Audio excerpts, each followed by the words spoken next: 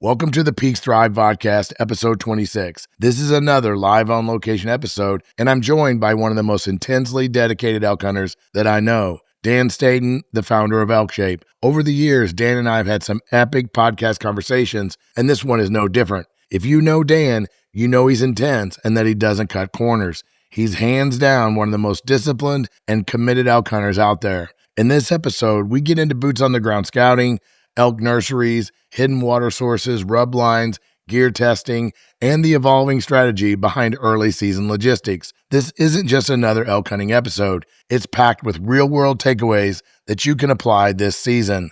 Let's get to it. Look at how big his feet are.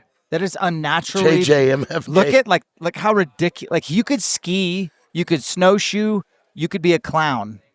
Those are like size 17. Does he just wear them because he can, or is his feet actually that big? Was he he should have been a swimmer, man. Those are Michael Phelps size. He should have missed his calling. He's got like that low muscle density that you need to be a good swimmer. I might be on one today. Is he making fun of me already? I feel like Barack Obama was like this. Mark Livesey is like this. How should my hands be? Dude. Sorry. Anyways, what were you saying? Well, I was going to say some compliments, so maybe I'll back that Skip up. those. And but anyway, I got a chance to sit down with some of these absolute killers. Dan found out he's human this year. He's nursing a little bit of an injury as well. Yeah, we both are. We have it common. We compared those on our podcast. Yep. Dan's getting ready to go up and shoot. I don't want to deter from that, so we're just going to spend a few minutes.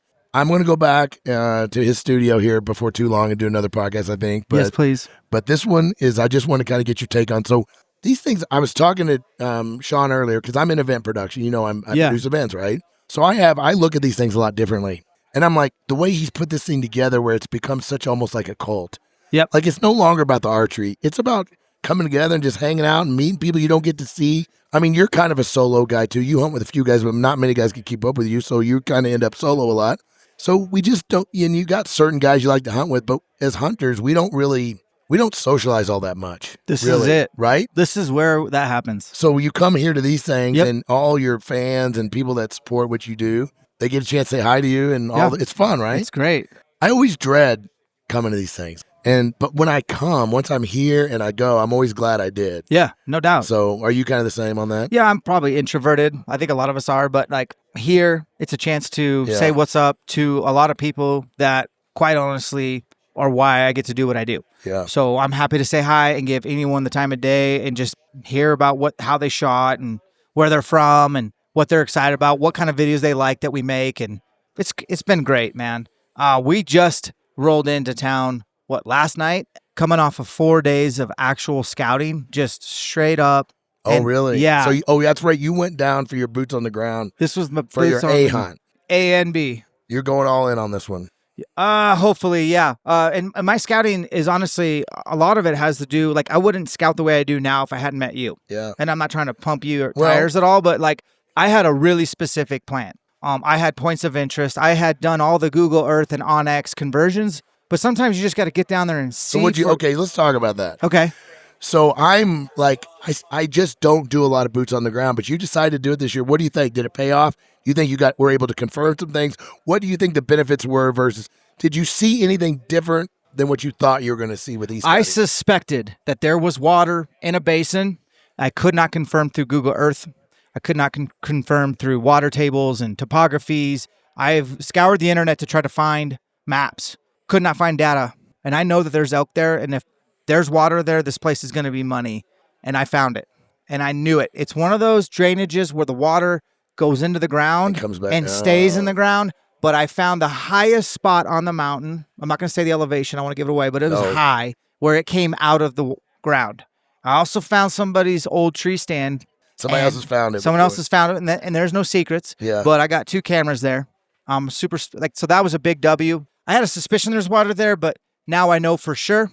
That was important. Okay, I also learned how to get around the units. Yeah. Like, I wanted to know for a fact what the road conditions really were. We talked about that that's a real benefit from going on site. We talked, but that's probably more important than the actual walking around looking at terrain. I know how to get around this unit in the dark. That's how I travel. I never travel during daylight hours. I'm hunting. So now I can get in my truck. I know what roads are actually drivable, which ones aren't. So it was just a really successful trip. We did put up about 17 trail cameras. Okay. I did get about 5 that had been soaking for years. I only had 1 camera stolen and only had 1 camera that somebody stole the SD card out of. Oh. So that wasn't too terrible. And so when I go on a scouting mission, I'm actually just trying to figure out logistics. Yeah.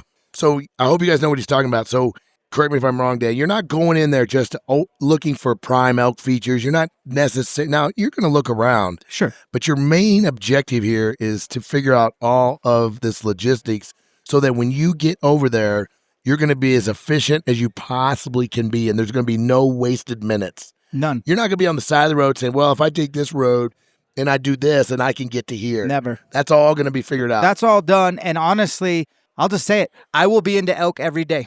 And I might change spots every day, but guess what? I know how to do it now. I know how to move around, where to see. And sure, we saw elk. In fact, one spot, we saw hundreds of elk. And I was telling Riley, I was like, this spot really wasn't high on my radar. And I don't know if it still is. I need Mark Livesey's Llamas to get an elk out where we're at right now. Well, you know what we need to do, too? I was going to say, if you found water in that spot, if you're willing to show me where it's at, I want to look at that topography. Yeah, to see what caused it to come out there. Why did it come out of there? Is there any commonalities in there versus that whole drainage that's dry? Yep. Right? Yep. You said most of it was dry except for... There's no water. Yeah. Except for right there. So why there? Yeah. And the elk want to stay as high as possible, especially this time of year. Oh, yeah. All well, the even elk, September they do. It's just so many bugs. Was it green up there? Very. Yeah. And the snow had just melted, and it's just they're trying to get out of the bugs. A ton of calves were already like pretty big. Yeah. I was blown away, and they were nursery, like they was all in the nursery stage already. So, and you know, when you find a nursery, I do get kind of excited because I know, like, okay, they're going to stage here for the next probably month or two, and then they're not going to be too far off this nursery for the rut. The research says that the calving grounds are the rutting grounds a lot of times. Shoot, There's people a lot, shouldn't know that. But that's good information. Should I add that out? Nope, keep it. Dude, I've read several studies that, now, they're not always the same, but they're, like you said, they're in close proximity. To those calving grounds because they do want to go high and calve them. They want to get away, all the reasons they want to do it.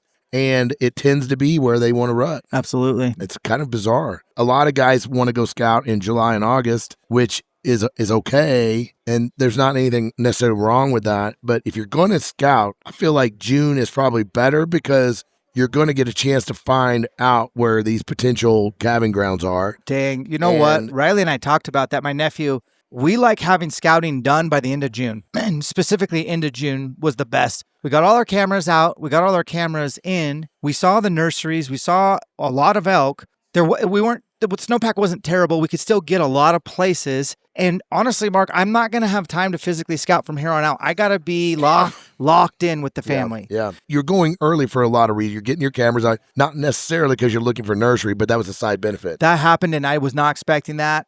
I guess I was under the impression that maybe they'd be giving birth still or still kind of like sequestered, but no, they were grouped up, big nurseries and in prime rutting grounds. And I'm like, were you finding old rubs in there too? Oh, thousands. Dude, there you go. So, we're giving away some nuggets here, but what I look for in June, if I'm going to do boots on the ground, which I rarely do, but for some reason, I do it more in Wyoming. I feel like, I just feel like in Wyoming, I've had better success with boots on the ground than a lot of other places. And mainly because I like to go in there in June, fight the bugs. I mean, massive bugs. And I like to find where the calving areas are. And if I find the calving areas, then I go into the timber and look on the edges and I start seeing, I want to look for rubs. And when I find the rubs, I want to be able to find old, middle, recent, like not recent this year, but like last year. Because when you can see historical rubs and you got a nursery, things are looking good for you. Yep, no doubt. So that is one instance. I know I say all the time, I'm anti-boots. I'm not anti-boots on the ground. Guys, if you've got unlimited amount of days, then absolutely, it's great. Get in shape, all the reasons. But if you've only got 14 days to do it, I don't know that I would spend 5 of my 14 scouting and cut my hunting days down. Yeah, we spent 4 days,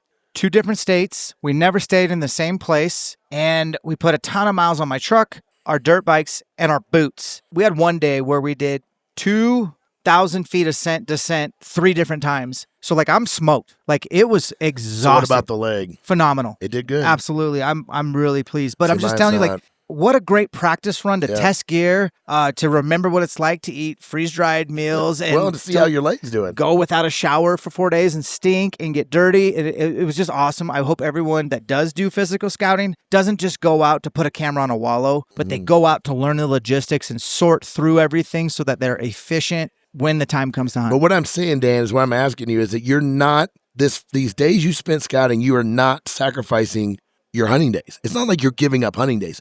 You've added on. Yes. But you want to get it done before you got family time coming up. Yeah, I am, after this event, I will not do anything outside of family the rest of the summer. That's I good. canceled my trip to TAC, Utah. I'm like, nope. It's family time. We're going camping. We're doing that. And I owe it to them. So yeah, it's cool. Well, and you would want to do it. Let's be honest. Oh, dude, for real. Your kids are getting big. I couldn't believe it. Your son walked in when we were at your, after we recorded, he came around the corner. I'm looking at him like, who is that? I mean, man, dude, I couldn't, because last time I saw him, he was pretty small. That's all they do. Yeah, it's crazy. All right. So tell me a little bit about what's your season. I want to know about what your season is. No, you don't. Don't give me no, you don't. too much. How many tags you got? I haven't bought my Idaho tag yet. I'll do that on the way there. I drew General Montana. I drew with my dad, New Mexico. Oh, man. We haven't drawn since 2006. We didn't draw a great unit, but hey, I'm hunting with my dad. Yeah. I'll be going to Utah to, I think it's called Wild Country Outfitters. That's a guided hunt with Black Rifle. And then I drew Colorado. I burned all my points in Colorado for elk. That's a 5-day rifle hunt, the first season. And then I burned all my points for a 4th season rifle mule deer hunt in Colorado. So yeah, I'm going to be busy. So I want to ask you about that. So Colorado, I think we talked about it, but I don't know if we did. I forgot. Okay. Did you downgrade to draw, or did you go for massively? Yeah, I went for that. So last year, the unit that I wanted drew 100% at our point total. It was 100%. Yep. This year it took 4 more points than that. Yeah, everybody downgraded. Yeah, everybody's cashing because they cash out. They can't put in for points anymore and then just grab the over the counter. Nope. Not an option. Nope. So those days are finished, and so it's put a huge demand on these tags. And I'm done. I'm out of Colorado after this. As soon as I can draw it. So the reason I'm asking is I think I'm going to have to downgrade next year. Yeah, well, I'll tell you about my hunt after this year and let you know. We'll compare notes. Yeah, it is definitely llama friendly. Oh, good. All right. Good. In fact, I kind of wish I had your llamas. Well, if you want to go on a glorified scouting trip and help pack out a note, they're setting there ready to roll anytime you need them. October 15th is the opening day. Oh, I got llamas available if you want them. All right. Now, as long as you don't, I know how you are. As long as you don't freaking kill them.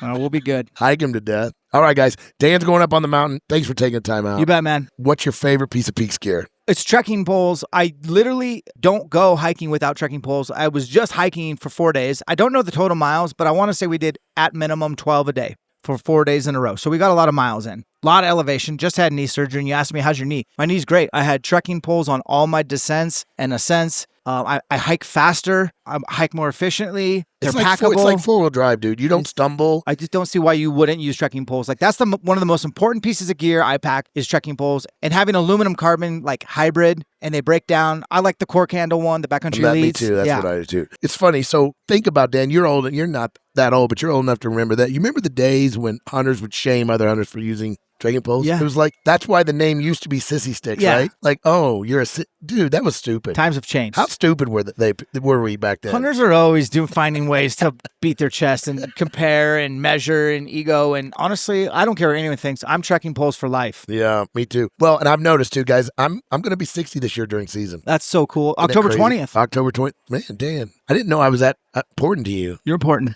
So I'm going to turn 60, which is, I don't know what to think about it, but I've noticed my balance and jumping up on a log and doing these things, I'm not quite the suave dexterous that I used to be. Sure. I like when I cross a log over a creek. It used to be like I felt like I just walked across. Yeah. And now I'm like, whoa, I just don't feel like I got it like I used to. Yes. So that's where those trekking poles come in. Like it adds that instant stability, right? Yep. Thanks, Dan. And guys, as usual, leave me comments below. But more importantly, leave me some topics, suggestions that you'd like to see me cover on some other shows. I usually am a solo in my studio, but I'm kind of digging these live on-site ones. But leave that in the section below. And thanks, Dan, for joining me. You bet, man. Cheers. I just finished updating the historical fire datasets for all 11 Western states in the Treeline Google Earth Pro toolkits. The toolkit now includes over 40 years of wildfire history. The fires are selectable by individual recent years and historical groups of years. This clickable design helps you dial in only the fire years you want to review. Clicking on the fire area polygon will give you the name, the year, fire start date, and more. It's all in there. No hunt application comes even close to this level of analysis. These toolkits are the result of a decade of research and development. If you're not leveraging the power of these toolkits, you're putting yourself at a serious disadvantage. Try them. If they don't live up to my hype, I'll issue a 100% refund. No questions asked. They're that good. Welcome to Next Level Western Hunt Planning. Learn more at treelineacademy.net. Today, we're going to talk scope covers. I've been running this scope cover for years now. It's with me on every rifle backcountry hunt that I do. No exceptions, every time, all the time. And better yet, I'm giving one away on this episode. The new Peax scope cover is the armor your optic needs. No more bulk and no hassle. Just a low-profile cover that is almost bomb-proof with quick-release buckles for fast, quiet removal when it's time to make it count. You can win one, and I'm making it simple. Simply post a comment below on this episode. Let me know what you think about the show, or hit me with a question that you'd like me to address in an upcoming episode. The Peax team will be randomly selecting a winner before the next episode drops, and I'll announce it right here on Thrive 27. E-scouting isn't just about finding elk. It's about mastering the logistics and hunt planning before the hunt begins, so that when the season opens, you're not wasting daylight making decisions that you should have already made. Dan's approach proves the power of early planning, confirming terrain, checking road access, even identifying calving grounds that can become rut hotspots during the archery season. That's how you buy efficiency and gain confidence in your strategy. Until then, keep grinding, stay sharp, hone your hunt plan, and don't forget to drop a comment below to get entered to win a Peax scope cover. It might just be your lucky day. I'll see you next time.